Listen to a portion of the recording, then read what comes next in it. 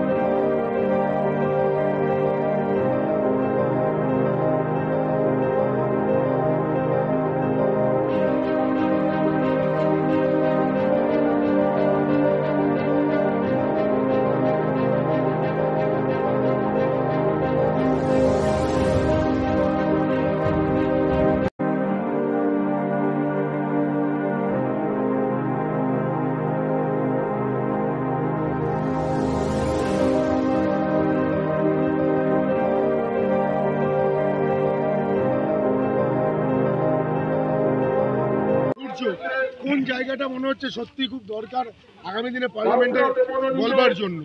এই অঞ্চলের এমপ্লয়মেন্ট, বন্ধ কলকারখানাগুলো, বন্ধ কলকারখানার জমিতে নতুন কলকারখানা তৈরি করতে হবে। আমার পরিবারের ছেলেমেয়েরা যেন পরিযায়ী শ্রমিক না হয়, কাজের জন্য পেটের দায় তাদের যাতে ব্যাঙ্গালোর, বোম্বে, মুম্বাই না যেতে হয়, এখানে পড়াশোনা করবে, এখানেই কাজ পাবে। শিক্ষাটা তো হারিয়ে গেছে বলে মনে হচ্ছে, কি বলবো? আগের দিনে একই প্রশ্ন তোমার কাছে রেখেছিলাম। শুধু শিক্ষা হারিয়ে যায়নি, শিক্ষকরাও হারিয়ে গেছেন। আপনারা দেখলেন 27,000 শিক্ষকের চাকরি গেছে, এবং এই যে তাদের চাকরি গেল তার প্রাইমারি কারণ হলো রাজ্যের সরকার সব ওএমআর শিট জমা দিতে পারেননি। মাত্র 30% ওএমআর শিট জমা দিয়েছেন, যাতে 17 রকমের দুর্নীতি বা চুরি হয়েছে। আমরা বলছি এতগুলো মানুষের চাকরি যাওয়া, এবং ওই মানুষগুলো যে ছাত্রছাত্রীকে পড়ালেন তাদের তো পড়ানোর যোগ্যতা নেই, তাদের ভবিষ্যতের যে ক্ষতি হলো সমস্ত দায় রাজ্যের সরকারকে নিতে হবে, তৃণমূলকে নিতে হবে, মমতা ব্যানার্জিকে নিতে হবে। বলা হয় সিপিএম এর সময় চিরকুটে চাকরি পেয়েছিল, সে বিষয়ে কি বলবে? তুমি আমি চিরকুটের সময় নন। আমি বলবো যারা যারা চিরকুটে চাকরি পেয়েছেন ব্রাত্য বসুটা তদন্ত করুন, সবকটা চিরকুটে চাকরি পাওয়া লোককে জেলে পাঠান। যদি আপনারা কোনো মিছিল করেন আমরা তার সঙ্গে যাব। আমরা দুর্নীতি নিয়ে এতটুকু কোথাও ভয় পাই না। 4 তারিখের রেজাল্ট কি ভাবছো? 4 তারিখে যদি সাধারণ মানুষ ভোট দিতে পারেন, এই জিটি রোডের ওপর দিয়ে আমরা লাল আবির মেখে বিজয় মিছিল। আপনি একদম দীপশিতাকে সম্মাননা জানালেন, ফুলের মালা দিয়ে বিজয় মানে ভবিষ্যতের জন্য স্বপ্ন দেখালেন।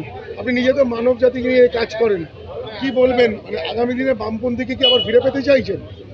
দেখুন, ওদের মধ্যে একটা শিক্ষা রয়েছে।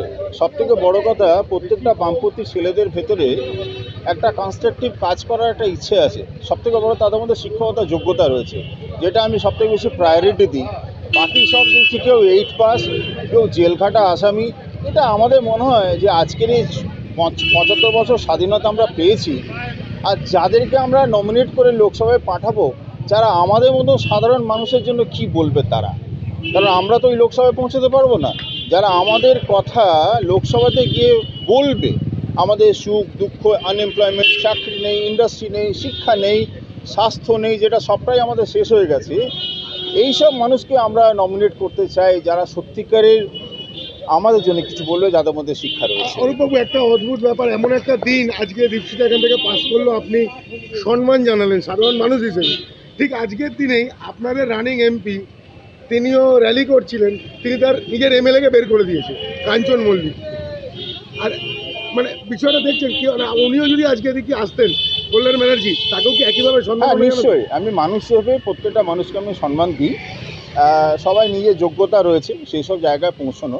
তো আমার কাছে সিপিএম, কংগ্রেস বা তৃণমূল বলে কিছু নেই। আমি যদি মানুষ হিসেবে মানুষের পাশে দাঁড়াবার চেষ্টা করি। আমার বেস্ট উইশের সকল প্রার্থীকে রয়েছে, কিন্তু আমার মনে হয়েছে না দীপশিতা আজকের দিনে একজন এবল পার্সন, তাকে আমার মনে হয় মনোনীত করে পাঠানো দরকার, যারা আমাদের সম্বন্ধে অ্যাটলিস্ট লোকসভায় গিয়ে বলতে পারবে। আর কল্যাণবাবু যে কাঞ্চনবাবুকে তাড়িয়ে দিলেন নিজের র্যালি থেকে, এটা কিভাবে দেখছেন? এটা ওনার ব্যক্তিগত ব্যাপার, আমি বলতে পারবো না। উনি অনেক বড় মাপের মানুষ, আমি ওই বিষয়ে কোনো মন্তব্য